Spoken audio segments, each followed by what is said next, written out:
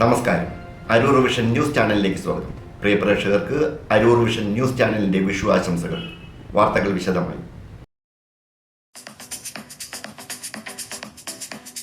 വിടുതലൈ ചിരുത്തൈകൾ കക്ഷി അരൂർ മണ്ഡലം കമ്മിറ്റിയുടെ ആഭിമുഖ്യത്തിൽ ഇന്ത്യൻ ഭരണഘടനാ ശില്പിയായ ഡോക്ടർ BR അംബേദ്കറുടെ 134ാമത് ജന്മദിനാഘോഷം നടത്തി.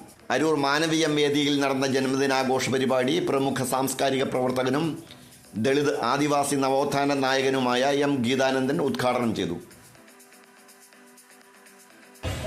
ഈ ദിനാചരണത്തിൻ്റെ ഭാഗമായി സ്വതന്ത്ര ഇന്ത്യ ഒരു റിപ്പബ്ലിക്കായി 75 വർഷം പിന്നിടുമ്പോൾ ലോകത്തിന് തന്നെ അല്ലെങ്കിൽ ലോകത്തെ മറ്റെല്ലാ ജനാധിപത്യ ഭരണകൂടങ്ങൾക്കും മാതൃകയാകുന്ന ഒരു രാഷ്ട്രീയ ഭരണ രൂപം നമ്മുടെ ഭരണഘടനയിലൂടെയും അതിൻ്റെ രാഷ്ട്രീയ പ്രയോഗത്തിലൂടെയും BR അംബേദ്കർ മുന്നോട്ട് വെച്ചിട്ടുണ്ടായിരുന്നു.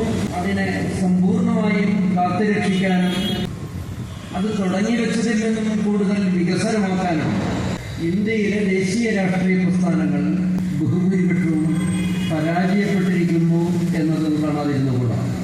ഒരു സാമൂഹിക ജനാധിപത്യ വ്യവസ്ഥ കെട്ടിപ്പടുക്കാൻ ശ്രമിച്ചിരുന്നത് സംഘപരിവാർ ശക്തികൾ ഇന്ന് പൂർവാധികം ശക്തി പ്രാപിച്ചിട്ടുണ്ട് എങ്കിൽ അംബേദ്കർ ദർശനങ്ങളെ ഗൗരവപൂർവം നമ്മുടെ ദേശീയ രാഷ്ട്രീയ പ്രസ്ഥാനങ്ങൾ പരിഗണിച്ചിരുന്നില്ല എന്നിടത്താണ്.